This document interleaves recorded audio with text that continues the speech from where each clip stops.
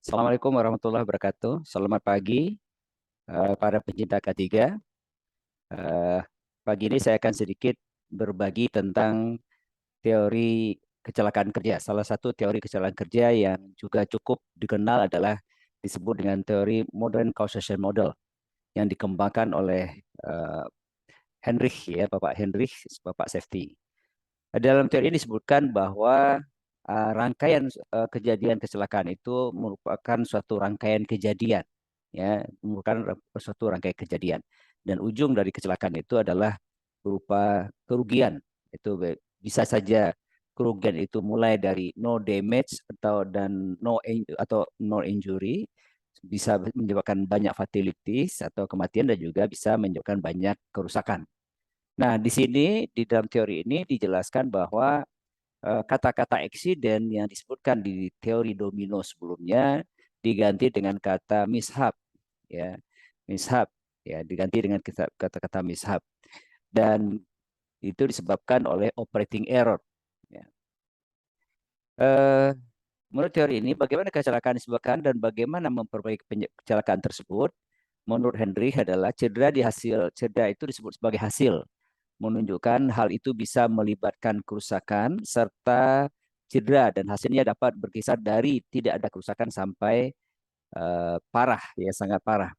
Kata mishap lebih disukai daripada kecelakaan untuk menghindari kesalahpahaman bahwa kecelakaan harus melibatkan cedera atau kerusakan. Ya, jadi dulu pada saat awal teori domino yang dikeluarkan oleh Pak Henry, Mr. Henry ini pada tahun 1930, dia menggunakan kata-kata accident. Ya, accident artinya adalah kecelakaan yang menimbulkan korban atau menimbulkan adanya cedera pada pekerja atau pada manusia. Jadi kalau tidak ada cedera tidak dianggap sebagai suatu accident. Nah, kalau dia dikatakan kecelakaan dan harusnya diinvestigasi. Nah, ketika tidak ada cedera, maka tidak dilakukan investigasi. Nah, kemudian teori yang baru ini menyebutkan bahwa kecelakaan, eksiden diganti dengan kata mishap tadi, sehingga sehingga kecelakaan itu bisa saja terjadi kerugian yang menyebabkan cedera dan juga bisa tidak menyebabkan cedera, bahkan dari cedera ringan sampai cedera berat atau kerusakan kecil sampai kerusakan besar. Akhirnya istilah kesalahan operasi digunakan sebagai pengganti unsafe act, unsafe condition dalam teori ini.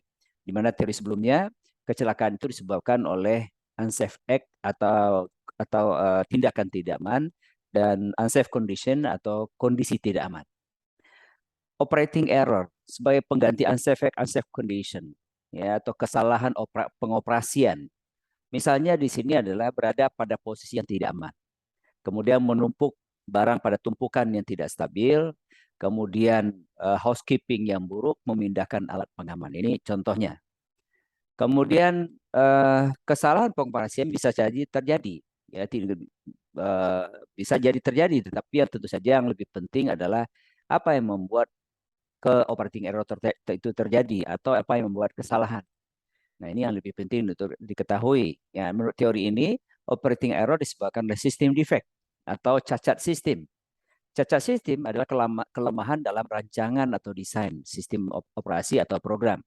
Cacat sistem misalnya termasuk diantaranya adalah penugasan atau pemberian tanggung jawab yang tidak tepat, iklim motivasi yang kurang baik, kemudian training edukasi yang tidak cukup, peralatan yang tidak mencukupi, prosedur seleksi personal yang tidak jelas, alokasi dana yang tidak memadai. Nah, ini diantara contoh-contoh cacat sistem. Ya.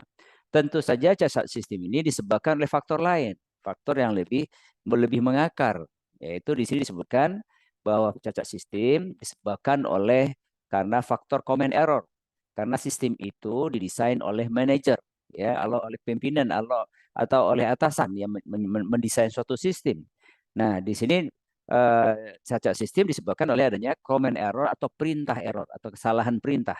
Ya, dari siapa? Dari pimpinan, dari leader yang ada di lapangan. Nah, kemudian kesalahan instruksi atau kesalahan perintah ini, ya, disebabkan oleh safety program defect. Ada cacat program di dalam program-program K3, ya, dalam pengendali-pengendali yang kita lakukan. Program K3 adalah program pengendalian. Maka ini disebabkan common error disebabkan oleh safety program defect. Contohnya misalnya cacat safety program, cacat dalam beberapa aspek safety program dapat mengakibatkan kesalahan yang dapat dicegah. Misalnya pengumpulan informasi yang tidak efektif atau informasi-informasi tentang standar K3 yang tidak efektif atau tidak tepat. Kemudian juga bisa juga analisa penyebab kecelakaan yang dangkal, sistem pengendalian atau perbaikan yang buruk. Kemudian juga bisa misalnya contohnya implementasi prosedur yang tidak tepat dan juga sistem pengendali yang tidak tepat karena informasi atau sumber informasi yang berkaitan dengan standar tidak efektif atau tidak tepat. Ini yang contoh cacat sistem program, safety program. Nah, cacat safety program tentu saja disebabkan oleh penyebab yang lebih mendasar, yaitu safety management error.